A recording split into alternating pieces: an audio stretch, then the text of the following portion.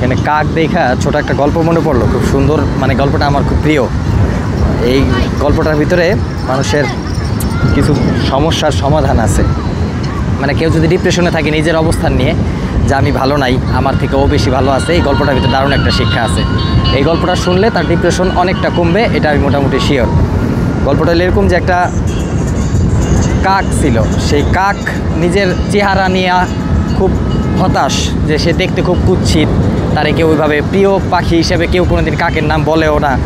তো একবার জঙ্গলে একটা দরবেশ আসে, দরবেশের কাছে কাক যায়, তার এই মনের দুঃখের কথা জানায় যে আমি তো খুব কষ্টে আছি, আমাকে একটু চেঞ্জ করে টিয়া পাখি বানায় দেওয়া যায় কিনা দরবেশ বাবা, একটু দেখেন।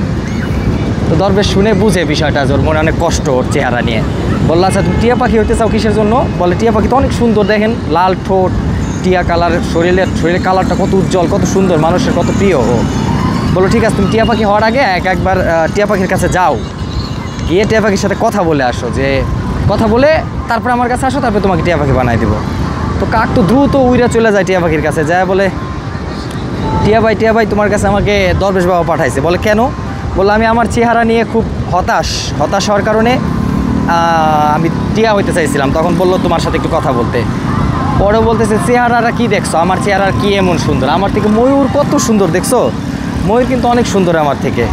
তো হইতে চাইলে ময়ূর হইতে যাবা, টিয়া কেন? আমার থেকে তো ময়ূর বেশ সুন্দর, আমার তো ময়ূরও দেখলে অনেক হিংসা হয়, আমার তো ময়ূর হইতে মন চায়। তখন তো কাক বলে ঠিক আছে, তাহলে তোমার যেহেতু ময়ূর হতে মন চায়, তুমি চলো দরবেশের কাছে তোমাকে নিয়ে যাই, কারণ সে তোমার ময়ূর বানাই দিবে। পরে ওরা দুজন মিলে আমার দরবেশের কাছে যায়। দরবেশে বলে যে দরবেশ বাবা আমি টিয়া হব না, আর ও টিয়া ও ময়ূর হইতে চায়। পরে বলে ঠিক আছে, তোমরা দুজন যেহেতু ময়ূর হইতে চাও, আগে ময়ূরের কাছে একবার যাও, কথা বলে আসো, এই বিষয়গুলো খুলে বলো ময়ূরের কাছে। তো ওরা দুজন মিলে দ্রুত চলে যায় ময়ূরের কাছে। ময়ূরে যা খুলে বলার পর ময়ূর বলে তোমরা এত বোকা, এটা আমি তো বুঝি নাই। পরে বলে কেন? ময়ূর কেউ হইতে চায়। ওরা তখন বলতেছে কেন হইতে চাবো না, তুমি তো সব থেকে সুন্দর পাখিদের ভিতরে, কেন হইতে চাবো না? তখন ময়ূর উত্তর দেয় আমি সব থেকে যেমন সুন্দর, আমার সুন্দরে কিছু বিড়ম্বনা আছে।